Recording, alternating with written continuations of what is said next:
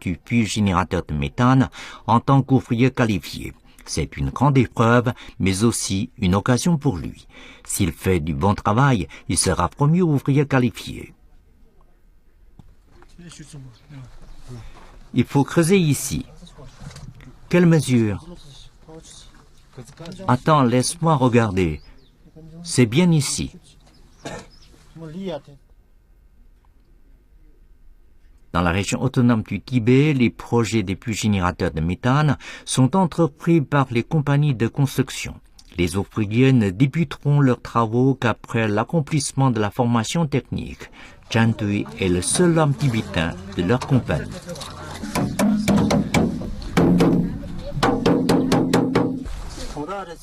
Quand j'ai commencé à travailler là, il ne me faisait pas confiance. Il pensait que je n'étais pas assez qualifié. J'ai rencontré pas mal de difficultés.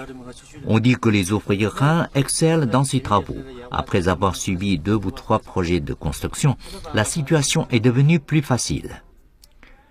Chan Dui travaille assidûment et avec rigueur. Il est travailleur. Il est très apprécié par ses supérieurs de la compagnie. Comme il est tibétain, il peut communiquer facilement avec les habitants locaux, ce qui a beaucoup réduit les problèmes de communication lors des travaux de construction.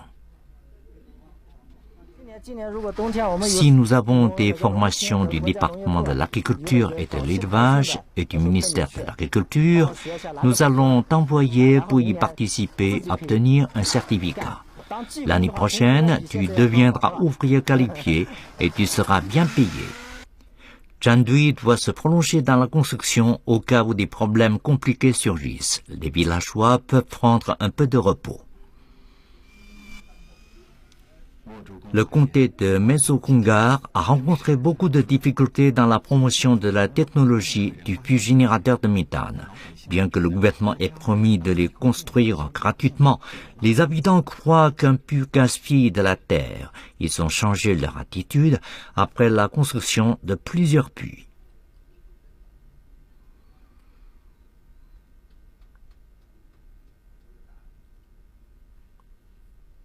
Chan Dui profite de sa pause pour aller résoudre un problème sur le puits générateur de méthane d'une famille du village voisin.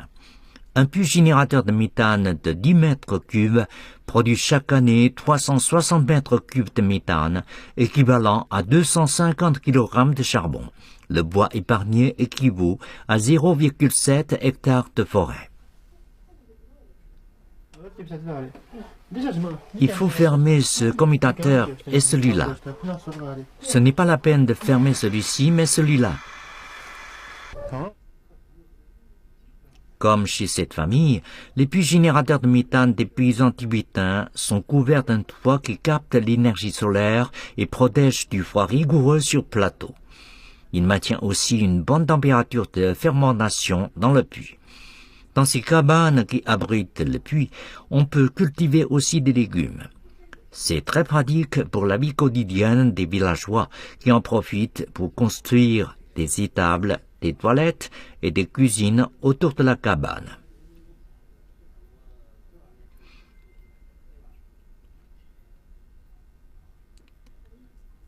Après une demi-journée de travaux, le puits générateur de méthane de Tashi Dolkar prend forme. Mais Tang Yao-jun n'est pas totalement satisfait du travail. Il fait alors lui-même une démonstration.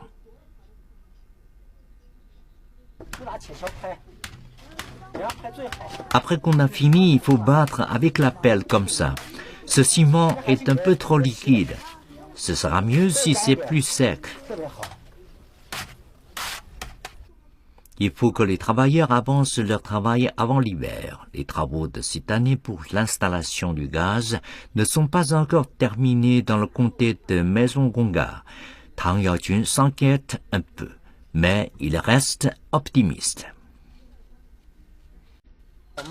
Nous avons fait une promesse à notre supérieur. Nous devons installer le gaz dans 3800 familles avant le mois d'août de l'année prochaine. La construction se déroule bien actuellement. Les habitants nous soutiennent. Ils en sont très contents.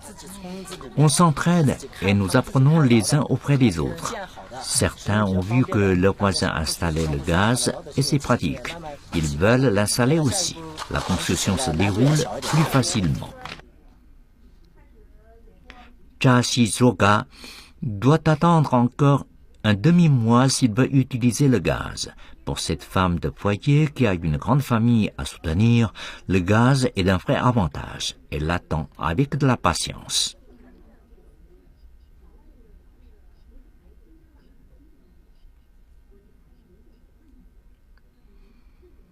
Jusqu'en novembre 2009, plus de 114 000 installations de gaz ont été établies au Tibet. 570 000 habitants en profitent. Cela donne une touche moderne à leur maison. Sans s'en rendre compte, ils ont réalisé une transformation du mode de vie.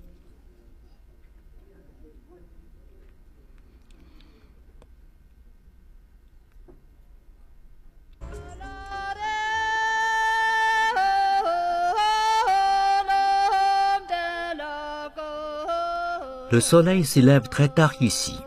En décembre, il ne se lève qu'après 8h30.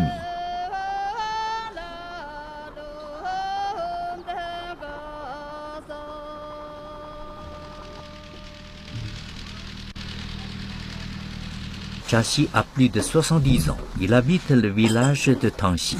Il veut aller au temple Jiatong aujourd'hui. Sa femme est décédée il y a quelques mois. D'après les mœurs locales, maintenant c'est la phase de réincarnation. Chashi veut prier pour elle et se rendre dans la maison où il vivait il y a des dizaines d'années.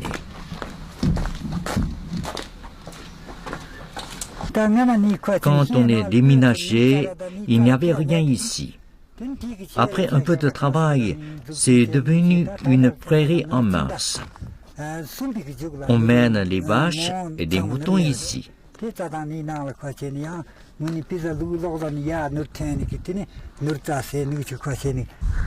C'est la prairie d'hiver de Chongba. Une clôture a été installée avant la saison. Chongba se situe tout à l'ouest de la région de Shikase du Tibet. L'autre côté de l'Himalaya, c'est le Népal. La plupart des habitants du comté sont des éleveurs.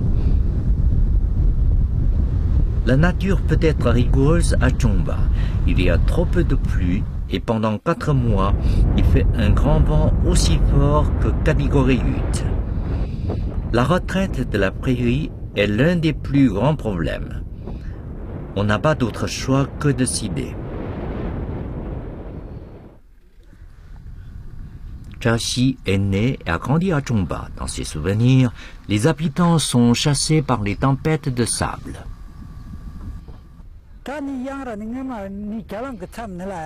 Ces hautes terres étaient près de la route. Mais le sable avance et maintenant, c'est comme ça. Le temple Jiatong où Chashi fait ses prières était au centre du village. Mais les tempêtes de sable ont forcé les habitants à déménager et le temple a été laissé derrière.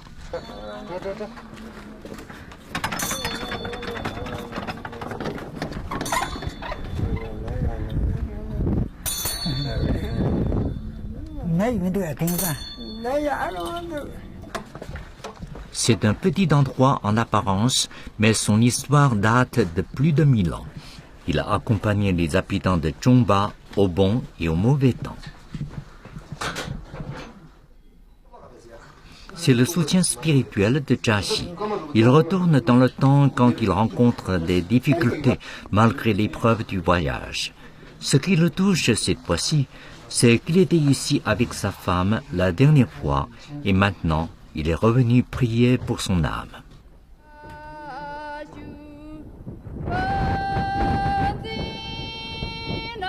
Le temple se situe en haut d'une montagne. Au pied de la montagne, c'était l'ancienne maison de Chashi. On appelle ces ruines ancienne Chongba, l'ancien siège du comté. Devant ces ruines, Chashi ne peut pas relier tout cela à ses souvenirs.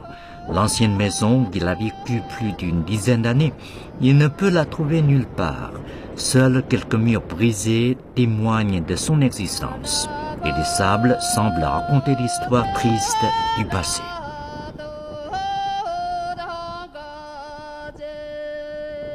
Autrefois, le comté de Chungba était situé dans un endroit appelé Gongjiu, mais à cause de la progression des sables, il est devenu trop difficile de trouver de l'eau potable. Le comté a été déménagé à Jiadong en 1964, ou l'ancien Chungba. Pour Jia Xi, qui a vécu presque toute sa vie ici, l'ancien Chungba représente trop de souvenirs. C'est une photo prise dans les années 70. Jia Xi est le chef de l'équipe de production. Sous sa direction, les éleveurs ont eu de très bons revenus. Il a été invité à Pékin pour une conférence en tant que représentant de travailleurs tibétains. Mais il ignorait ce qu'il attendait. Avec la rapide hausse du nombre des moutons et des vaches, la prairie cédait au sable. Après quelques années, l'ancien Chungba est devenu désert. Les sables ont couvert les maisons. On ne pouvait même pas ouvrir sa porte. Les maisons ici ne servaient à rien.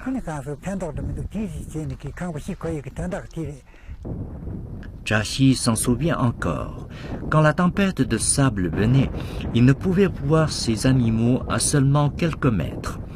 Le ciel, les moutons et les vaches, les rivières et la prairie, les gens, tout était jaune.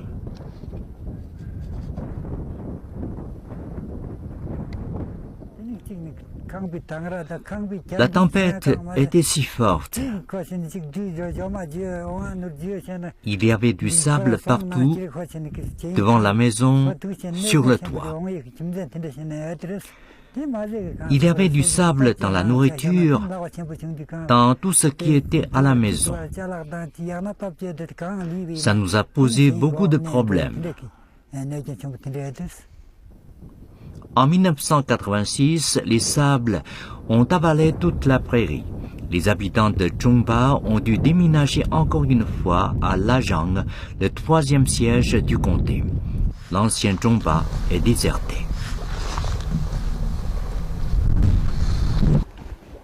Aujourd'hui, de retour ici, Jia Xi est surpris de découvrir que l'ancien Chungba se rétablit petit à petit.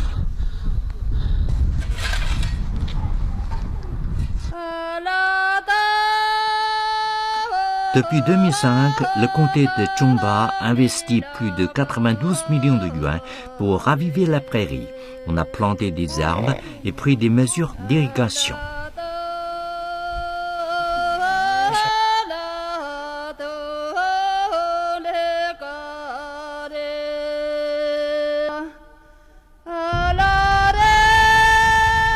C'est la prairie d'automne de Chungba. Les éleveurs déménagent vers celle d'hiver en octobre. En 2006, un système de rationnement a été adopté. Plus de 4000 hectares de prairies ont été donnés à la famille de Jia Xi. Elle vit dans différentes zones selon la saison. Le nombre des moutons et des vaches est aussi contrôlé. La prairie peut donc avoir un peu de temps pour se reposer. Les éleveurs la chérissent comme leur enfant.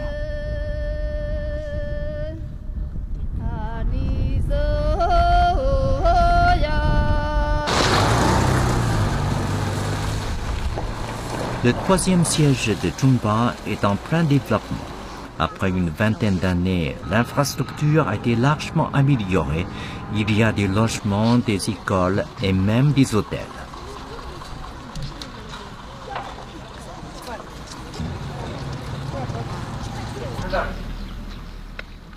À Chungba, ce sont plutôt les jeunes qui partent pour élever des animaux sur la prairie. Les gens âgés et les enfants restent à la maison. Ses fils et filles sont maintenant sur la prairie. Jia Xi vit avec 5 petits-fils dans le comté. Il est difficile de quitter l'ancien foyer, mais le nouveau a un meilleur environnement et c'est plus pratique pour aller à l'école ou à l'hôpital.